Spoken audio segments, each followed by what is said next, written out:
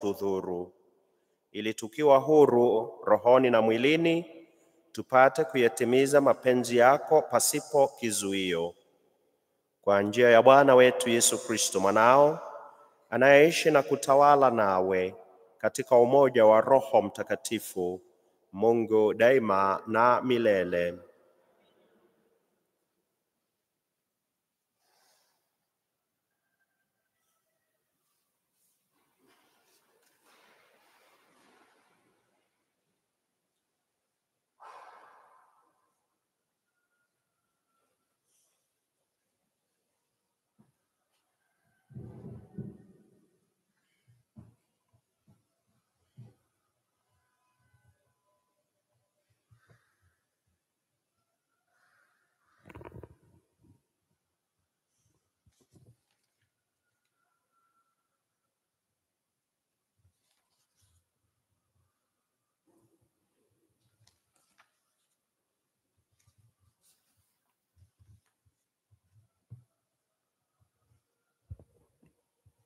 Somo katika kitabu cha hekima ya Sulemani.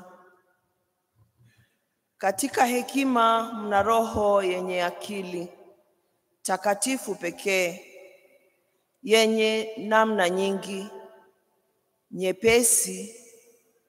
nyepesi kuenea, nyepesi kuda, yenye kupenya, isiyochafuka, wazi, isiyoleta madhara, yenye kupenda wema, yenye umakinifu bila kizuizi, yenye kutakia mema, yenye kupenda wanadamu, thabiti, imara, bila masumbuko, yenye kila uwezo, yenye kuangalia yote, yenye kupenya roho zote zenye akili, zilizo safi na nyepesi sana. Maana hekima huenda upesi kuliko mwendo wowote, huingia na kupenya vyote kwa ajili ya usafi wake, kwani ni pumzi ya uweza wa Mungu na mmiminiko safi wa utukufu wa Mwenyezi. Kwa hiyo chochote kilicho najisi hakiwezi kupenya ndani yake. Naam, ni mng'ao wa mwanga wa milele na kioo kisicho na mawaa cha utendaji wa Mungu, na mfano wa sura ya wema wake. Ni mmoja lakini aweza yote, na kwa kukaa katika yeye mwenyewe hufanya upya vyote. Na tangu kizazi hadi kizazi, kwa kupita katika Roho Takatifu, huandaa rafiki za Mungu na manabii. Maana Mungu hapendi yeyote isipokuwa yule aishie pamoja na hekima, kwani yeye ni mzuri zaidi kuliko jua na kuliko makundi yote ya nyota. Akilinganishwa na mwanga, anaonekana kuwa anauzidi. Kwa maana baada ya mwanga hufuata usiku, lakini uovu hauwezi kumshinda hekima. Hekima hutanda toka pembe hii hata pembe hiyo ya ulimwengu kwa nguvu, naye huviratibisha vitu vyote kwa wema. Neno la Bwana. Neno lako, e Bwana, linadumu milele hata milele.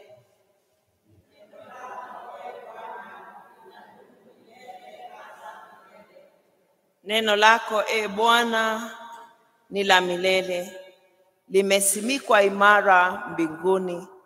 Neno lako, e Bwana, linadumu milele hata milele.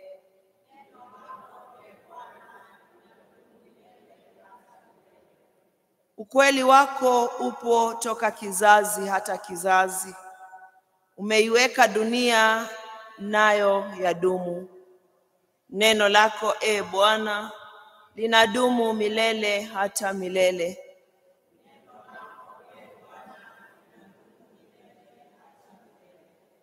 Kwa maagizo yako vinasimama imara hata leo, kwa maana vitu vyote ni watumishi wako. Neno lako, Bwana, linadumu milele hata milele.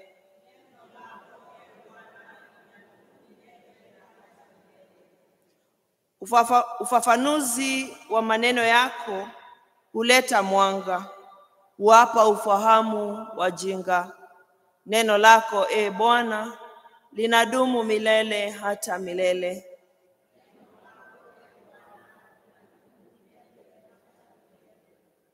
Umwangazie mtumishi wako uso wako, unifundishe kanuni zako. Neno lako, Bwana, linadumu milele hata milele.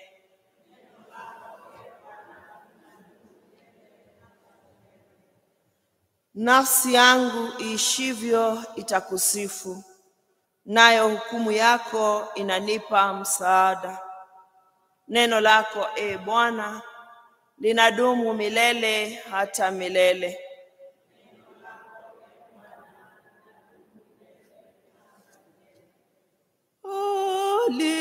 Haleluya, tuimbe haleluya. Haleluya, tuimbe haleluya. Mimi ni mzabibu, nanyi ni matawi, asema Bwana. Adumuye ndani yangu, nami ndani yake, huyo huzaa matunda mengi.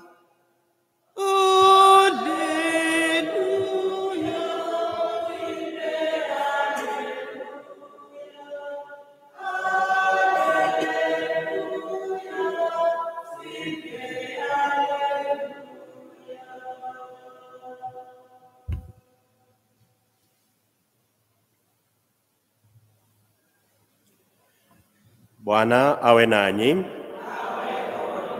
Somo la Injili takatifu ilivyoandikwa na Luka. Wakati ule Mafarisayo walimwambia Yesu, ufalme wa Mungu utakuja lini? Wakati ule Mafarisayo walimuuliza Yesu, ufalme wa Mungu utakuja lini?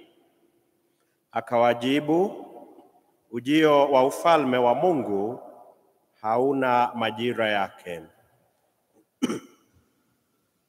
Wala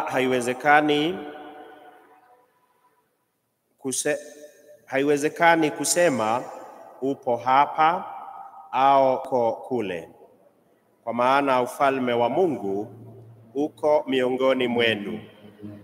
Akawaambia wafuasi wake, siku zitakuja mtakapokuwa na hamu ya kuona siku moja ya siku za Mwana wa Mtu, msiione. Watawaambia, tazameni kule, tazameni hapa, msiende wala msifuate. Kwa maana kama nuru imulikavyo toka upeo wa wingu hata upeo mwingine, ndivyo Mwana wa Mtu atakavyokuwa katika siku yake. Lakini kwanza yambidi kupatwa na mateso mengi na kukataliwa na kizazi hiki. Injili ya Bwana.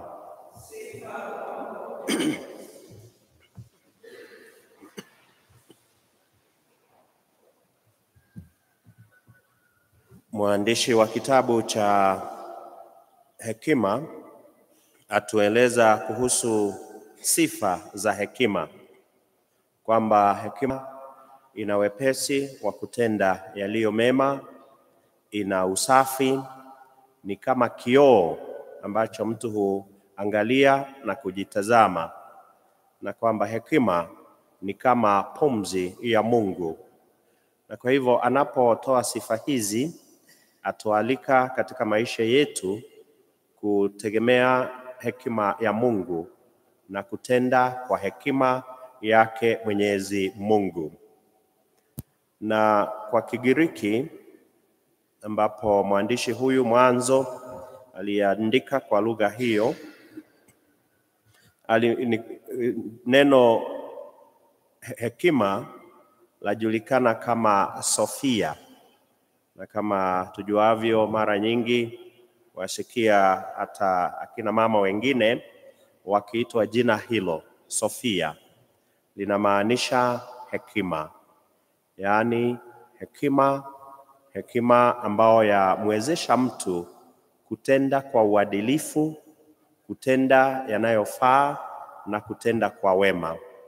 Na kwa hivyo pia nasi twapaswa kuwa na hiyo Sofia ambayo ni hekima ya Mungu. Ndio maana hata unaposikia kwamba mtu amesomea somo linaloitwa filosofia, linamaanisha yeye apendaye hekima, yeye ambaye apenda hekima.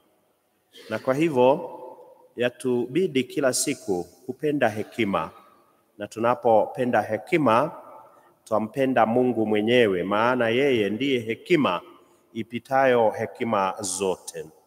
Na kwa kumpenda Mungu atujalia kutenda kwa wema, atujalia kutenda kwa uadilifu na kutenda pia yaliyo ya haki. Tunapopenda hekima hiyo yake Mwenyezi Mungu, tutatambua kwamba ufalme wa Mungu u miongoni mwetu, kama Yesu anapotuhimiza kwamba ufalme wa Mungu hauko mbali huko kule, ama hauko mbali nasi, u miongoni mwetu, u mioyoni mwetu. Na kwa hivyo twatambua kwamba twaishi katika ufalme huo wa Mungu, sio tu kwamba tutaugojea baada ya maisha haya, lakini ufalme wa Mungu waanza tukiwa katika maisha haya. Na ndio maana Bwana wetu Yesu Kristo hutueleza kwamba ufalme wa Mungu u kati yetu, u miongoni mwetu. Tusiwe wa kudanganyika kwa wale ambao kama alivyowaeleza hawa wafuasi wake watakuja na kuwapotosha wakiwaambia ufalme wa Mungu u kule, u hapa, u upande ule mwingine. Ufalme wa Mungu na ambao waja kwetu kupitia kwa neema na hekima ambao Bwana wetu Yesu Kristo ametupa u miongoni mwetu. Na kwa hivyo kama tuombavyo pia katika sala ya Baba yetu aliye mbinguni, kwamba ufalme wako uje, yatubidi kutambua ufalme huo miongoni mwetu. Maana ufalme wa Mungu u miongoni mwetu tunapopenda, tunapotenda kwa ukarimu, tunaposamehe na tunapowaombea wengine baraka ya Mungu. Tuombe neema yake Mwenyezi Mungu basi siku ya leo tunapoenenda katika njia zetu, katika kazi zetu na katika kutenda kwetu, tukatambue ufalme wa Mungu ulio miongoni mwetu na tukautambulishe hata kwa wengine tunapowapenda, tunapowatendea kwa wema na kwa uadilifu. Na neema hiyo ya Mungu ikatuangaze siku zote katika maisha yetu ya kila siku.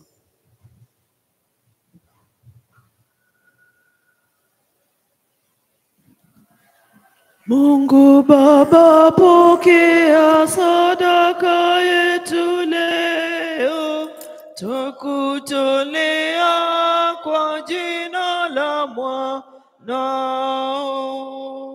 Ya Abeli na Ibrahimu ilikupendeza, yetu Baba ipendeze. Pokee, tupokee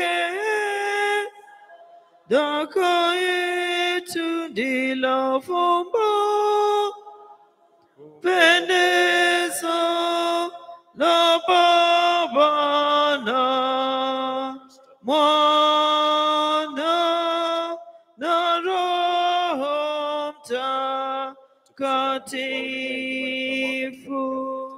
la Baba na Mwana na Roho Mtakatifu.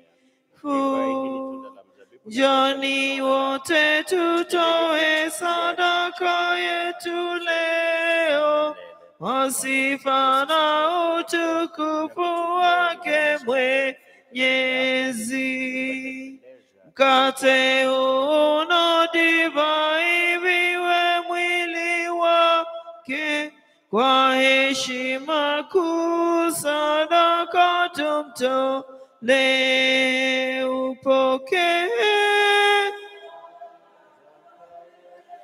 ndilo fumbo la kukupendeza la Baba na Mwana na Roho Mtakatifu. Salini ndugu, ili sadaka yangu na yenu ikubaliwe na Mungu Baba Mwenyezi. Apokee sadaka mikononi mwangu kwa sifa na utukufu wa jina lake, na pia kwa mafaa yetu sisi na mafaa lake lote takatifu.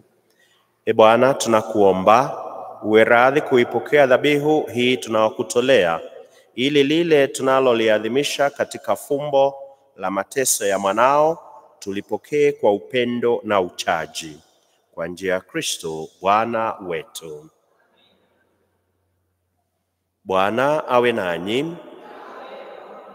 Inueni mioyo. Tumshukuru Bwana Mungu wetu. Ni vema na haki. Kweli ni vema na haki, tendo la kufaa na la kuleta wokovu. Tukushukuru wewe daima na popote, Bwana Baba uliye mtakatifu, Mungu mwenyezi wa milele. Wewe kama vile ulivyowaumba wanadamu wote kwa njia ya mwanao mpenzi, hali kadhalika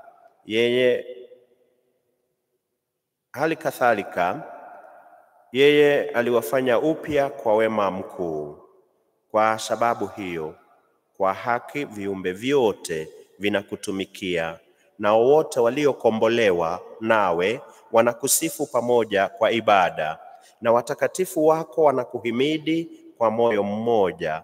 Kwa hiyo sisi nasi pamoja na malaika wote tunakuadhimisha, tukikukiri siku zote kwa kuimba kwa shangwe: Mtakatifu, mtakatifu, mtakatifu, Bwana Mungu wa majeshi.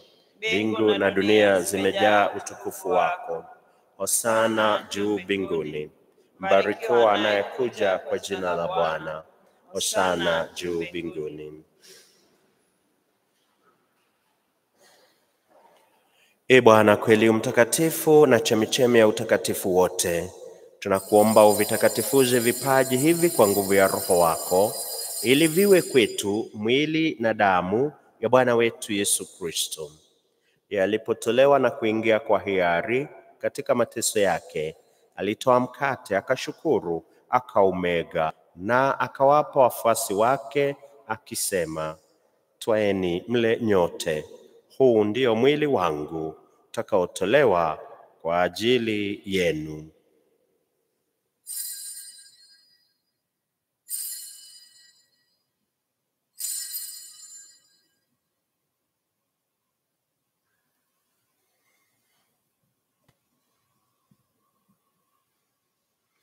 Vivyo hivyo baada ya kula, akitoa kikombe na kukushukuru tena, aliwapa wafuasi wake akisema, twaeni mnywe nyote, hiki ndicho kikombe cha damu yangu, damu ya agano jipya na la milele, itakaomwagika kwa ajili yenu na kwa ajili ya wengi kwa maondoleo ya dhambi.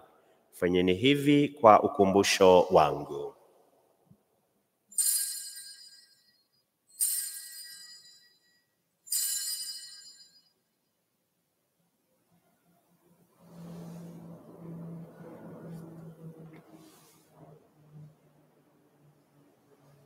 Fumbo la imani. Fumbo la imani. maana imani Yesu alikufa. Kwa maana imani Yesu alifufuka. Yesu atakuja tena. Yesu atakuja tena. Kwa hiyo Bwana, tunapoadhimisha ukumbusho wa kifo na ufuko wake mwanao, tunakutolea mkate wa uzima na kikombe cha wokovu. Tunakushukuru kwa kuwa umetustahilisha kusimama mbele yako na kukutumikia. Pia tunakusihi kwa unyenyekevu, ili kwa kushiriki mwili na damu ya Kristo tukusanywe na Roho Mtakatifu tupate kuwa jamaa moja.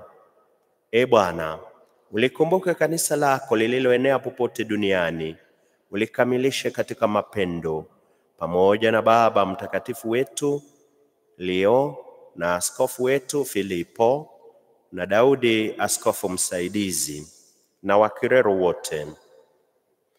Uwakumbuke watumishi wako Stephen Odhiambo, Teresia Watere, Agnes Karanja, Virginia Nuna, Simon Karanja, uliowaita kwako kutoka dunia hii. Ujalie ili wao walioshirikishwa kifo cha mwanao kwa ubatizo washiriki pia ufufuko wake. Uwakumbuke pia ndugu zetu waliofariki dunia wakiwa na tumaini la ufufuko, na marehemu wote waliofariki dunia katika huruma yako, uwapokee kwenye nuru ya uso wako. Tunakuomba utuhurumie sisi sote, ili pamoja na Maria Bikira mwenye heri mama wa Mungu na Mtakatifu Yosefu mume wake huyo Bikira, mitume wenye heri na watakatifu wote waliokupendeza tangu kale, tustahili kushiriki uzima wa milele na kukusifu na kukutukuza kwa njia ya mwanao Yesu Kristo.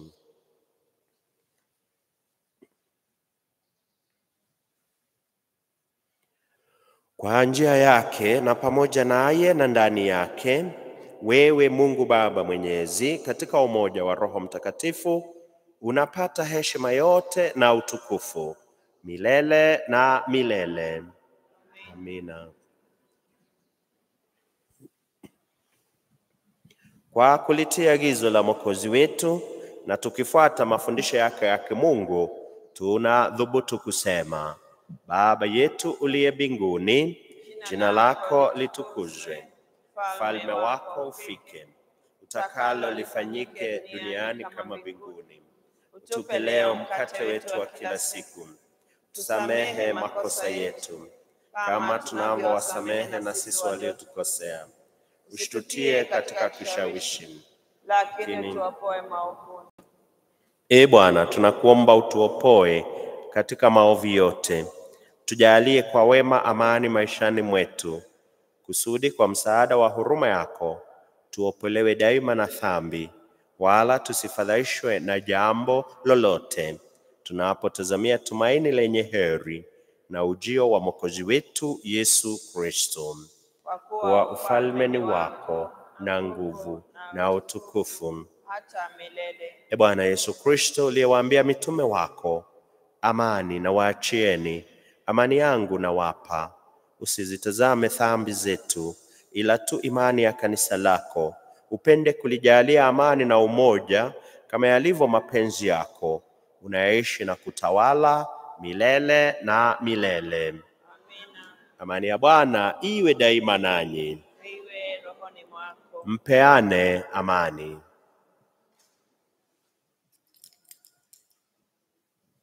Mwana kondoo wa Mungu, ondoaye dhambi za ulimwengu, utuhurumie. Mwana kondoo wa Mungu, ondoaye dhambi za ulimwengu, utuhurumie. Mwana kondoo wa Mungu, ondoaye dhambi za ulimwengu, tujalie amani.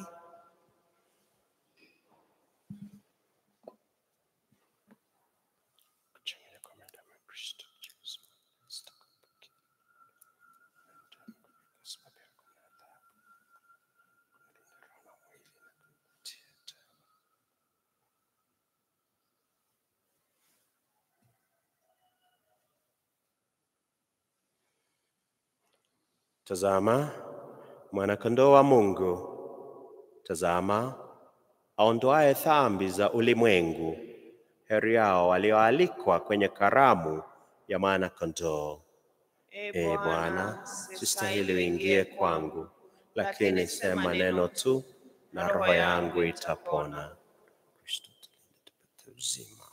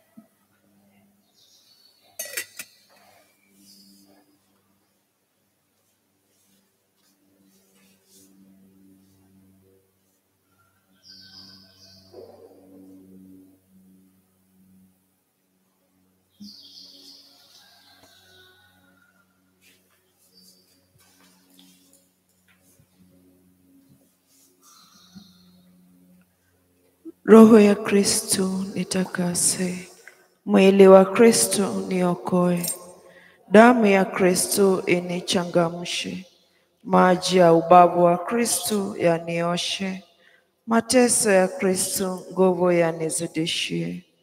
Ewe Yesu mwema, unisikilize, katika madonda yako unifiche, usikubali nitengwe nawe, na adui mwovu unikinge, saa ya kufa kwangu uniite.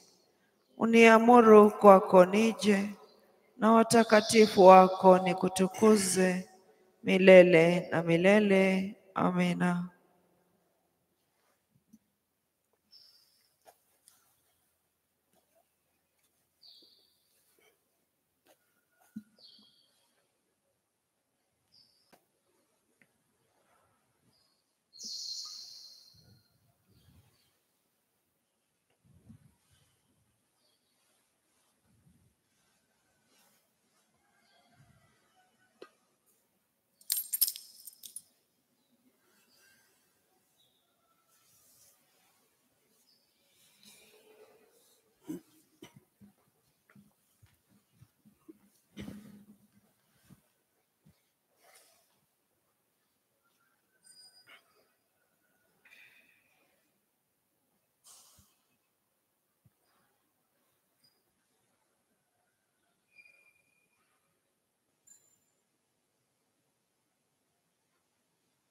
Tuombe.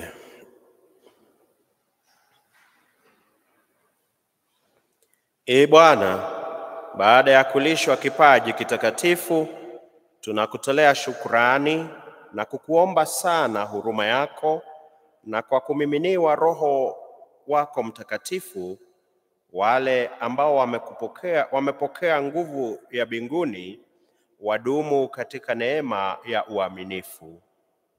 Kwa njia ya Kristo Bwana wetu. Amena. Bwana awe nanyi. Awe rohoni mwako. Awabariki Mungu Mwenyezi, Baba na Mwana na Roho Mtakatifu. Amena. Misa imekwisha, nendeni na amani. Tumshukuru Mungu. Na muwe na siku njema. Nawe pia Bwana. Asante. Tumsifu Maria, enyi wanawe, tumtole salamu, tumshangilie. Salam, salam, salam Maria. Salam, salam, salam Maria. Nyota ya bahari, mlango wa mbingu, mondo hatari, mama wa Mungu. Salam, salam, salam Maria. Salam.